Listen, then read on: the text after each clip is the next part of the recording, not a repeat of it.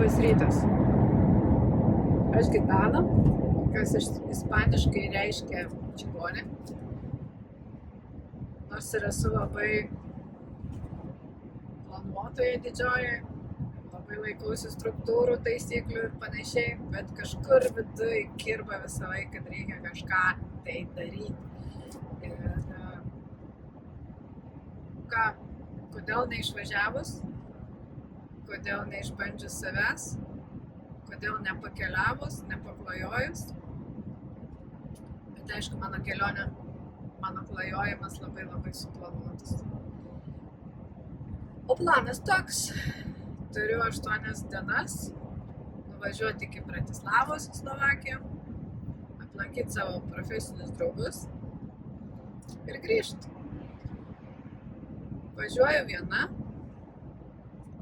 puikiai įsirengiau mūsų šeimos autobusiuką, turiu lovą, turiu darbo vietą, turiu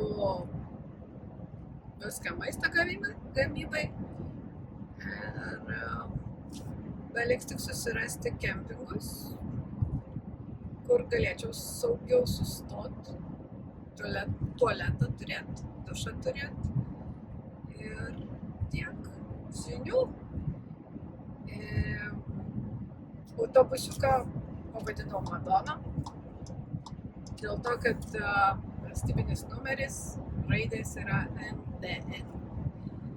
Įdėjus balses gaunasi Madona. Tikiuosi, kad ji bus mano draugė šitam kely ir nesipyksiu.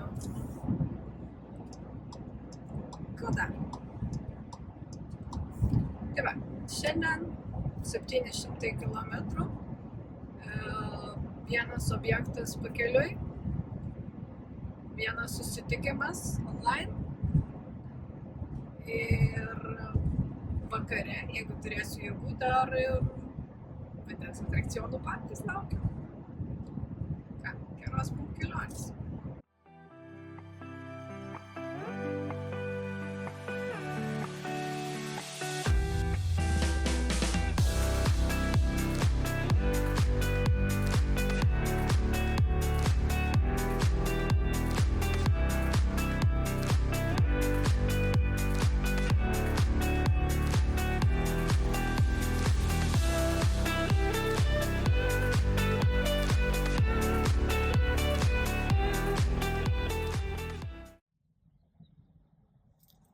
Pirmie pusryčiai mašinoje.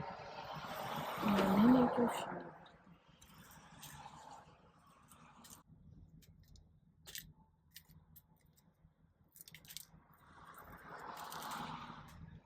Labai blogai lūpasi.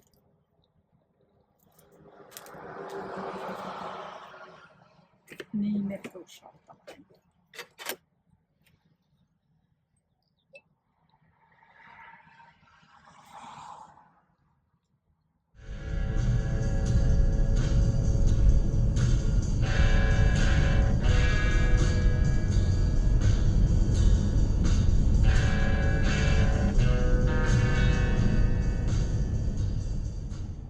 Esmė tokia, kad užmiršau mašinos dokumentus, nepasiėmiau savo teisių ir dabar turiu grįžti atgal į Lietuvą.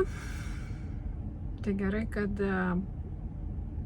vyras yra toks nuostabus, kad atveš iki Kauno, nereiks grįžti iki Vilniaus. Tai tokios žinios, planai griūna.